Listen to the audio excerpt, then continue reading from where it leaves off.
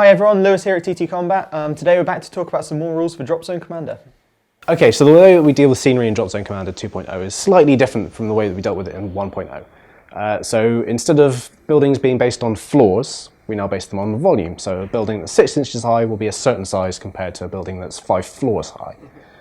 We've also got a whole ton of keywords that you can put onto your buildings and scenery to make them function in different ways. So a building, which is a garrison, is destructible, it might be tough, it behaves in a completely different way to a field of wheat, which will provide you with some body cover, it might be flammable, and it's definitely passable. So forests are a big bunch of area terrain you just assign some of our new keywords to. So it's a forest, it'll be passable, it'll be destructible, it'll be flammable, and it's a garrison as well. So when you hit a building with a flammable weapon, such as a flamethrower, for example, it will get an automatic collateral damage token. So the way that we deal with collateral damage now is when it gets a token, if it's a flame weapon, you roll for it, and then it will gain a collateral damage token if it deals damage to a structure or building, and then you get to roll for it at the end of the turn as well. It is slightly more dangerous than it was before. One of the things we found with Drop Zone as well was it had a very strict sort of army composition set. Each faction obviously had its own sort of rules as to what was in a battle group and for that.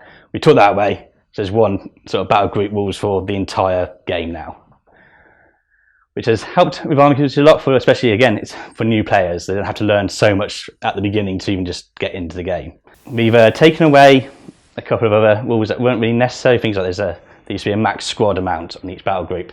We've cut that out because we still get the percentage wise in. So you can't make one massive group and just have that as your army.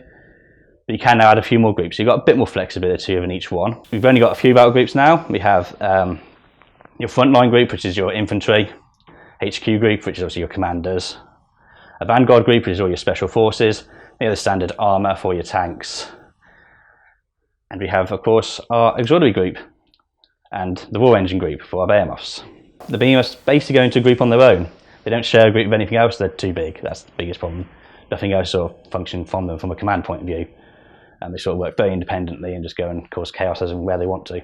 The behemoths, that was quite a challenge to design. So Dave had this crazy idea about 2 years ago that he wanted to include behemoths, which are the biggest things that you could possibly think of using in a game of Drop Zone Commander. We showed off the PHR one already, they're huge, they're the size of a building. And for a game that's usually been quite small scale, the biggest thing I think we had was a Hades, and even that sometimes struggled within the confines of the game. So incorporating behemoths has been a bit of a challenge. We think we've got a really good way of working it now. So behemoths, rather than regular units, you just destroy the unit. Behemoths have 3 different areas that you can damage. We call them different zones. So you can choose to target the hull, the legs, or the weapons. And each of those sections, depending on the behemoth you're playing, has different effects when you knock those sections down. So if you do enough damage on some weapons, you'll destroy one of the weapons for the rest of the game. If you do enough damage to the legs, then you'll limit the movement. And if you do enough damage to the hull, then it cracks the armor, which means it's easier to hurt with lower energy weapons. So you've got a challenge every time you face one to see which sort of zones you should target first and which are going to be most beneficial for you. The only way to destroy a behemoth is to destroy 2 zones entirely. So once you've done that, it's dead. But which ones do you go for? It's sort of a little. We think of it as like a puzzle that you've got to solve each game to see what's best for your army against each behemoth. There's a few rules as well for moving behemoths around. They're able to stomp on your opponents. They're able to smash straight through buildings. They're extremely big. They're extremely powerful. But if you're targeting if you're shooting a saber with it, then you're probably wasting your points. One of the cool things about behemoths that was more of a statistical thing is how exactly do they get into the drop zone in the first place. So there's 2 ways you can actually deploy them. The first one is they arrive by a bulk lander before the battle starts and sort of walk on from the back, similar to every other unit.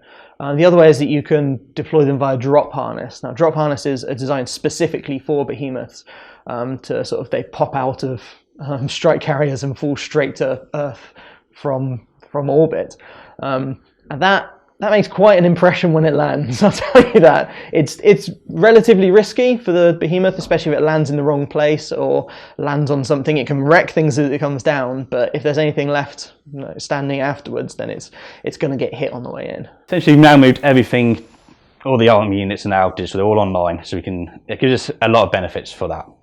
One is, of course, it's a now living document, so we can change rules as and when. The community's always had a big thing with Drop Zone. They've always been very heavily involved in developing the game. They can do so even more now. Every 6 months or so, we go through the rules, see what units aren't functioning very well. Especially, I know Drop Zone is a very competitive game. It's taken a lot of tournaments. A lot of the players are tournament players. They give us a lot of feedback as to what's not working or what's working too well. And we can adjust things, we can change things, and that feeds out to everybody at the same time, so everyone's army is affected. We don't have to go and buy new books or anything like that. It's just there online, we change it, and we can balance the game out constantly. So as new things come in, we can rebalance. It gives us a lot of options. Plus, with the amount of units there are in the game, it makes it a bit easier to filter through what you actually want to look for rather than having pages and pages of documentation, which you can't really get through. FAQs and erratas will still exist. We will still occasionally have to do them. Hopefully though, the good thing about going digital is we can avoid them affecting particular units. We can change the unit instead. That's really the key thing.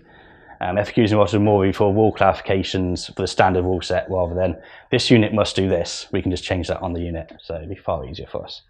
We obviously do look, one of the biggest things we did in the Army Builder was to make sure you had your list. Whatever you want to take, if you want to take tournaments and have it printed out, you can do. If you want to share it with your friends, you can do over Facebook or via email, any way you wanted to. Once you make your army, you can save it. You get your own unique code and your own unique hyperlink to your army, and you can do with them as you wish. You can print out directly from their application as well. So you get a hard paper copy for tournament use and so on like that. So yeah, once you paint your army, it's yours, and it's yours to keep then. All stat lines are now consolidated into one single style of stat line. So all of your infantry, your vehicles, and anything else will have the exact same style of stat line. It will just be the stats within it that are different. So for example, weapons, a tank might have a type of weapon, but an infantry will have a different type of weapon. Any close combat weapons will be listed as a close combat weapon. So command cards behave fairly similarly to the way they did in the past. There is 2 different ranges for a command card. It is either a global command card, and you can use it on anything on the game board, or there's the influence range, which is the influence value of your commander. So a command value 1 commander has got a 4-inch influence, which you can play on anything that's got the scout rule, and in 4 inches of that, or your commander. So the new way that we're dealing with command card decks is that we've got a single generic deck that you can purchase for any faction. In addition to that, we'll be releasing faction-specific decks with another bunch of generic cards within them you can customize your deck with. You can pick any deck you want as long as it's within your faction and contains either faction-specific or generic cards. And you can mix and match the cards as much as you want, as long as you only have a single copy of each card.